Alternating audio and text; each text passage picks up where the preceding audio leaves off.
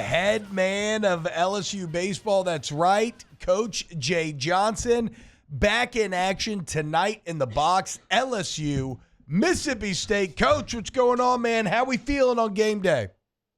Ready to roll. How you guys doing? We're doing great. Very excited to catch up with you again. Hell of a midweek game to reset the table, get ready for this weekend. Let's start here, though, Coach. When you look at your goals for what you want to see out of your team over the next 3 days, like on the other side of this, what is the main goal that you want to be able to say, okay, I wanted us to accomplish this thing, and we went out and did it?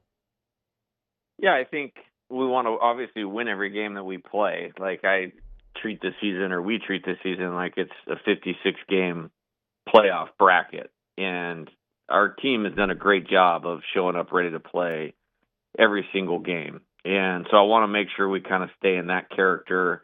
I think from a baseball standpoint, I think it starts on the mound, obviously, with strikes and limiting free bases and making the offense earn it. And Mississippi State has a really good offense. They have power. So you want to really, really neutralize the free bases, play clean defense, which for the most part we've done a pretty good job of, with a couple exceptions.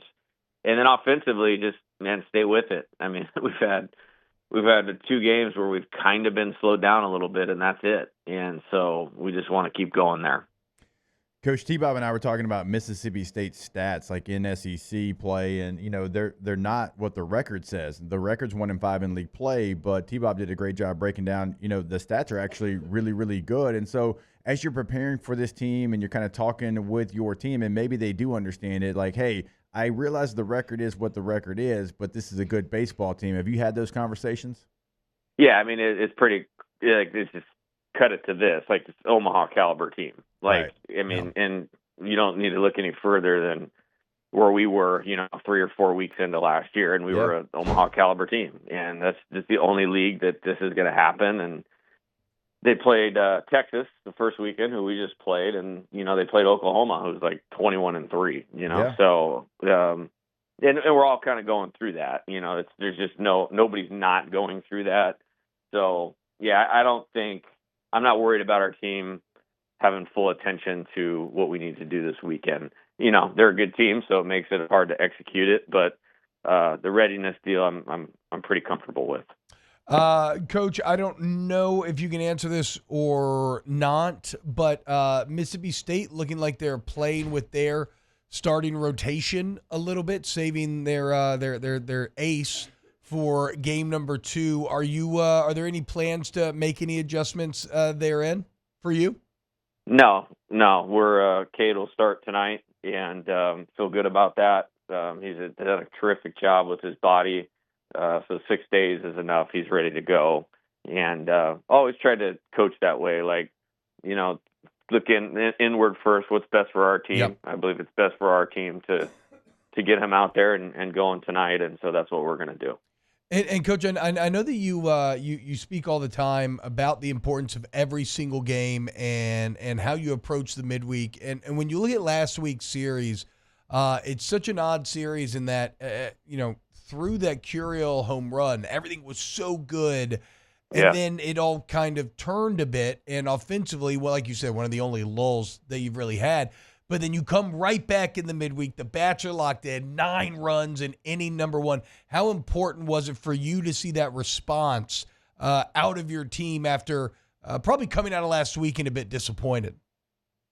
Yeah, I wasn't surprised. I think, I mentioned this before. I don't know if I've mentioned this with you guys, but I had a conversation with the team after we actually lost our first game that I was talking with Dylan Cruz in the offseason, and he's like, I don't even know how it came up, but it was like, hey, you'll know what you have after you lose your first game, and how they respond to it. And he's like, hey, Coach, remember, like, we would lose a game, and then we'd score 2 in the first, and the next inning I was like, well, Dylan, you probably hit a home run. Like, that's probably why. But it was, point well taken. And, I think we won 17 in a row after that loss.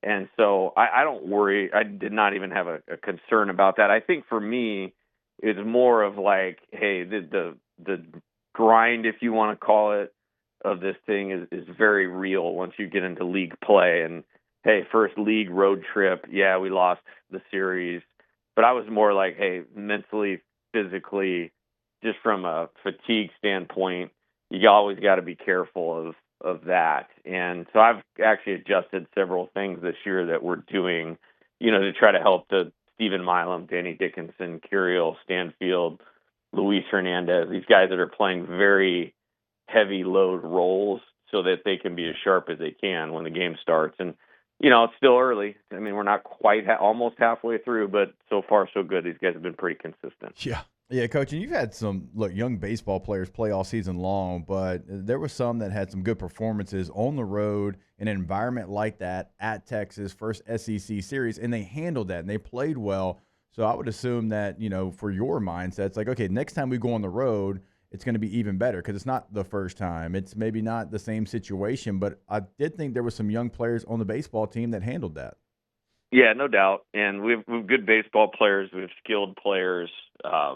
It's the league is just a different animal, with physicality and big arms and big bats. But as far as like baseball skill and execution and those types of things, like I really like this team. And the good thing about those types of players is there's a consistency element to what they bring to the table.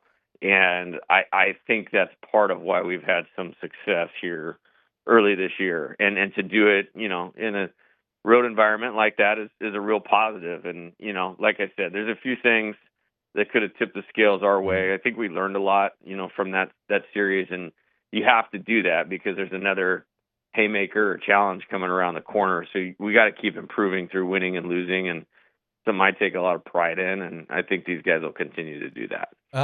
If you'll allow us to take a quick step away from what's immediately at hand here with you with another SEC series beginning today. Pretty cool, man. Paul Skeens today going to become the fastest ever first overall pick to start opening day. I think Dylan Cruz starting as well. Are you going to keep a side eye on any of the MLB action today? Some of your former players? Yeah, I didn't even realize it was opening day today, to be honest with you. But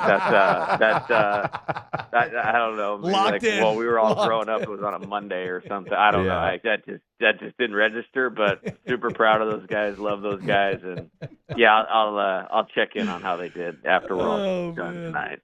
The thing is, I absolutely 100% believe you, Coach. I know you had no idea. No, again, we got way more immediate stuff going on here tonight. The box, Mississippi State, the Bulldogs.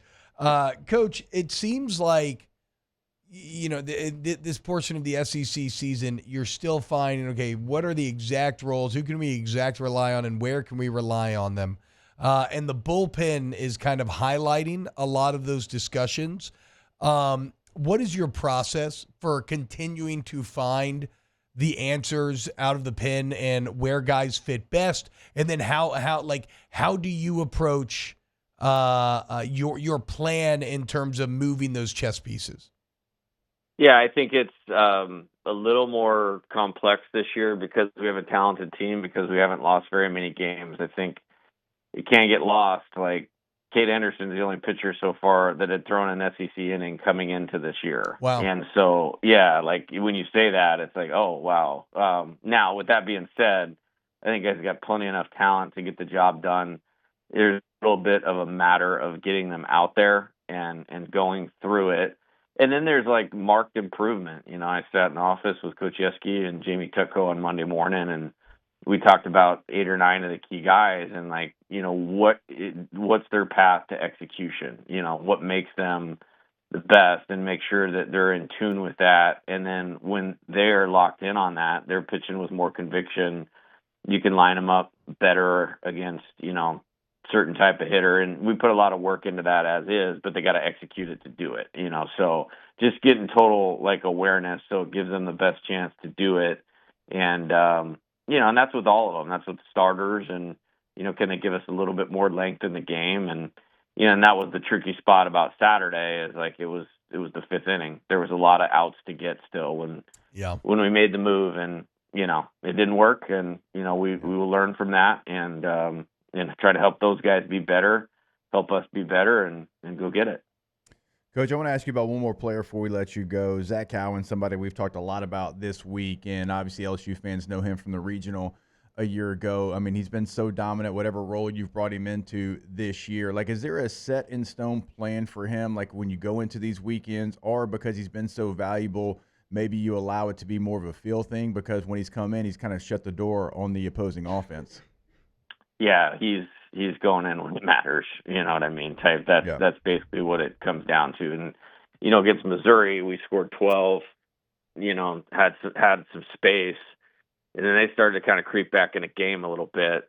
And I was like, no, we're not doing this. And so, but he only threw like 14 pitches, so he was available to throw, 2 1/3 on Sunday. And last week, kind of an odd situation. I mean, he was hot. It was 4-2. It quickly became 6-2, and then it became 8-2. And then so it's like, well, we got to get him in. Well, then, something happened. Like we made an error or something like that, and the pitch count crawled up really high, really fast. And then I started looking at it, and when you haven't lost in a month, you're going like, okay, we got enough. Like let's run Zach. And the other reason I wanted to run him for 3 innings was because of this weekend coming up, like it being Thursday.